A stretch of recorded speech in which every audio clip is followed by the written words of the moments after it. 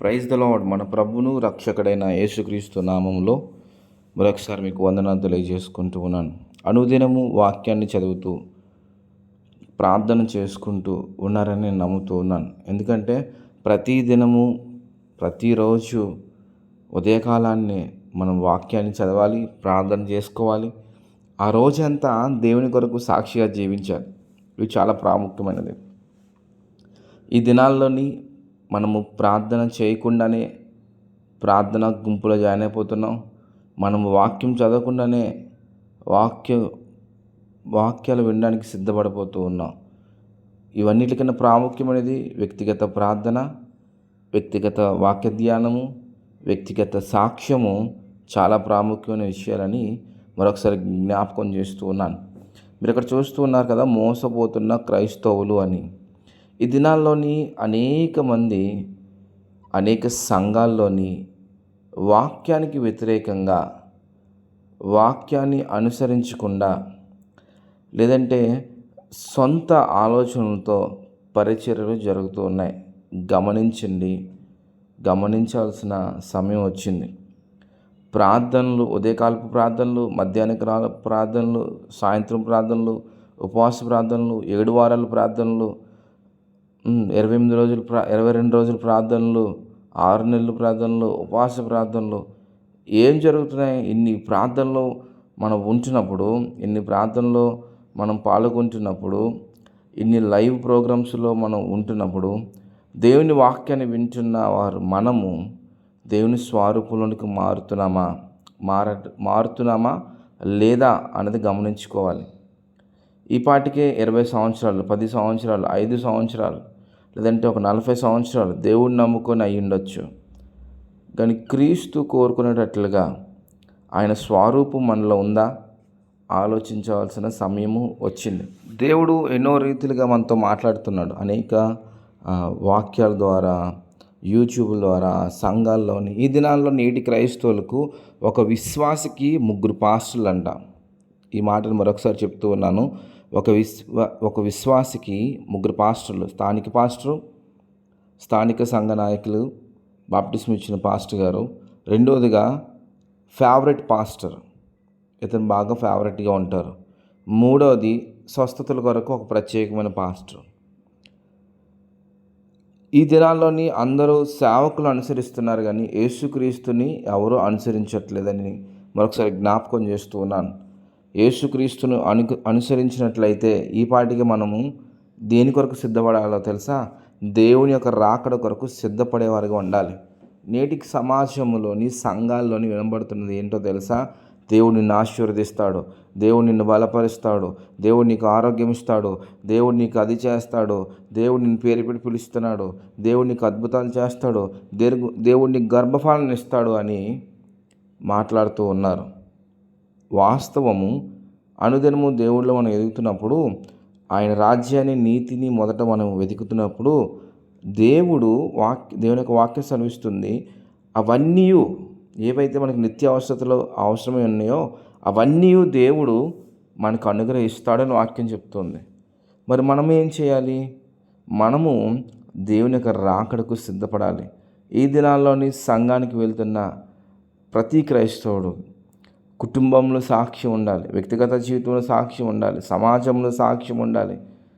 దేవుని రాకడలో ఇలా సాక్షి కలిగిన క్రైస్తవ కుటుంబాలు, క్రైస్తవ సంఘాలు, క్రైస్తవ సమాజము సాక్షిగా ఎవరైతే దేవుని కొరకు నిలవబడుతున్నారో వారు మాత్రమే ఎత్తబడే గుంపులో ఉంటారని వాక్యం సెలవిస్తుంది.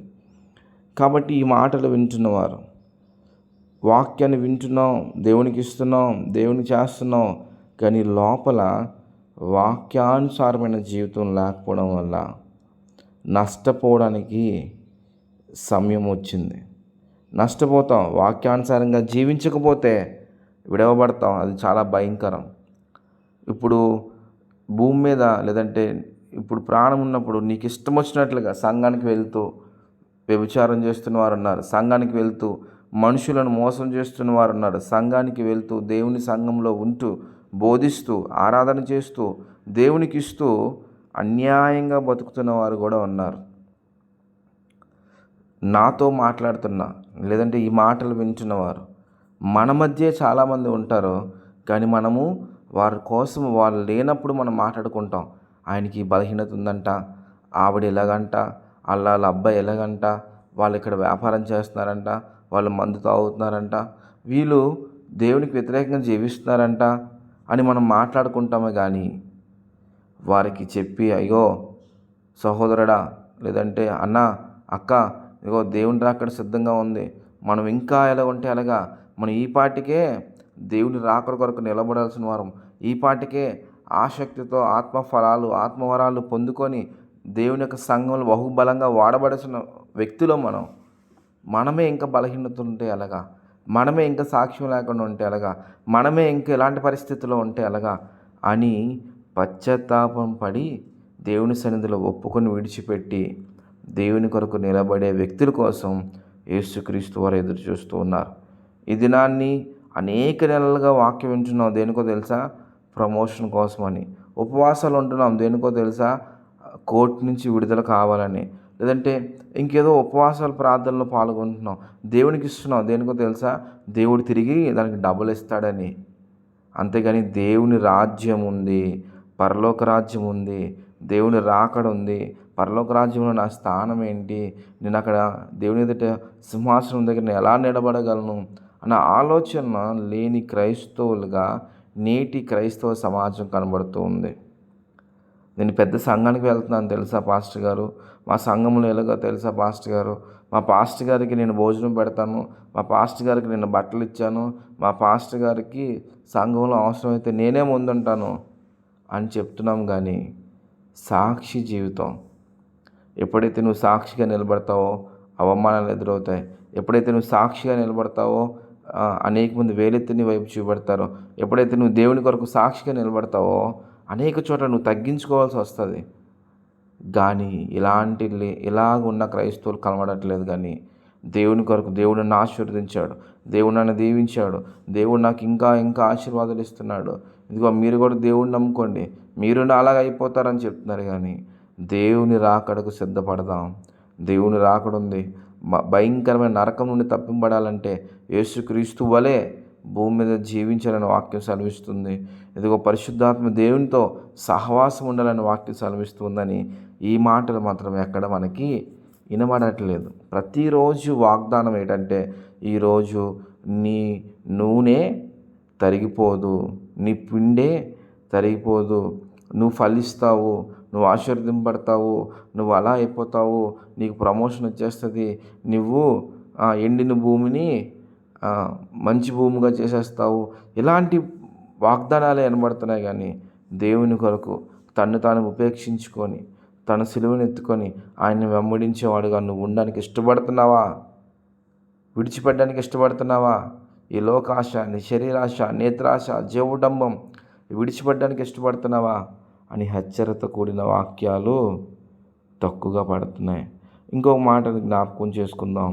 ఈ అంచె దినాల్లోని మనము సొసైటీలో నేర్చుకోవాల్సిన కొన్ని నైతిక విలువలు సంఘాల్లోని బోధిస్తూ ఉన్నారు.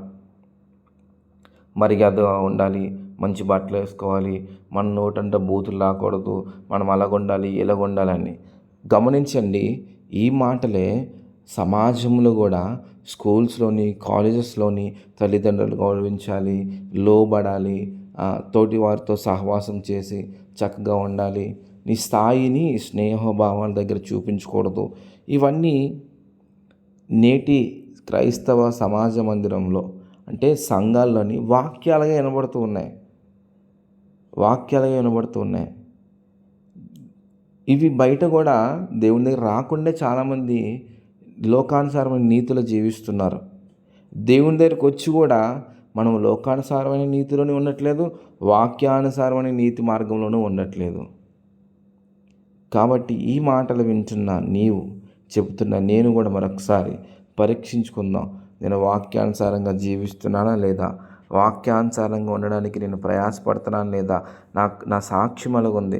నా కుటుంబ సాక్ష్యం ఎలాగుంది? నా సంఘ సాక్ష్యం ఎలాగుంది?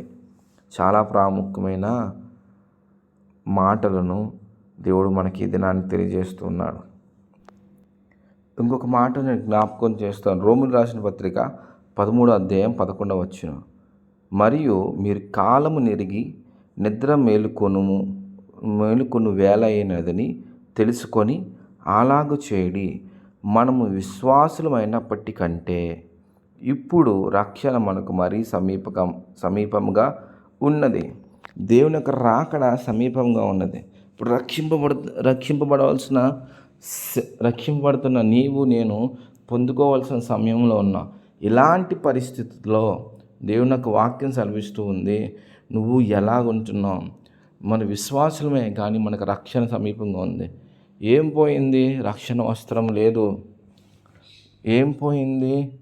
రక్షణ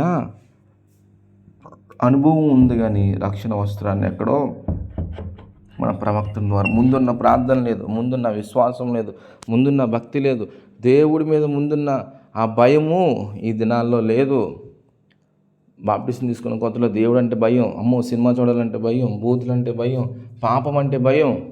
ఇప్పుడు సంఘానికి వెళ్తున్నాం, బల తీసుకుంటున్నాం, కలిసి ఉంటున్నాం, విశ్వాసులమే కదా, మనం రక్షింపబడిపోయాం కదా, మనకేంటని మన ఇష్టానుసారంగా మనం జీవిస్తున్నాం. దేవుని వాక్యం సెలవిస్తుంది, విశ్వాసమైన నీకు రక్షణ మరి ప్రాముఖ్యమై ఉన్నది. విశ్వాసమైన నీకు రక్షణ అవసరమై ఉన్నది. ఈ రక్షణ పాత్ర ఎలా ఉంది? నీ రక్షణ జీవితం ఎలాగుంది? రక్షింపబడిన తర్వాత కూడా అవిశ్వాసుల కన్నా, దేవుని ఎరగని జనానికన్నా దారుణమైన స్థితిలో నేటి క్రైస్తవ సమాజ విశ్వాసులు సమాజ మందిరములు ఉన్నాయి. గమనించండి. ఇలా కానీ నువ్వు కానీ నేను కానీ ఉన్నట్లయితే దీని నుంచి బయటపడదాం, ఈ బలహీనతల నుంచి బయటపడదాం, ఈ విషయాల నుండి బయటపడదాం. దేవుని కొరకు మనం జీవిద్దాం. దేవుడు గొప్ప కార్యాలు మన జీవితంలో చేస్తాడు. దయచేసి వ్యక్తిగత ప్రార్థన, వాక్య ధ్యానము, సాక్ష్య జీవితము కలిగి ఉండాలని మరొకసారి ప్రభు యొక్క నామంలో ఈ మాటను మీకు తెలియజేసుకుంటున్నాను. దేవుడు మనం దీవించి ఆశీర్వదించును గాక. ఆమేన్. Praise lord. మీ ప్రార్థన అవసరతలు తెలియజేయండి. నేను ప్రార్థన చేస్తాను, మీరు ప్రార్థన చేయండి.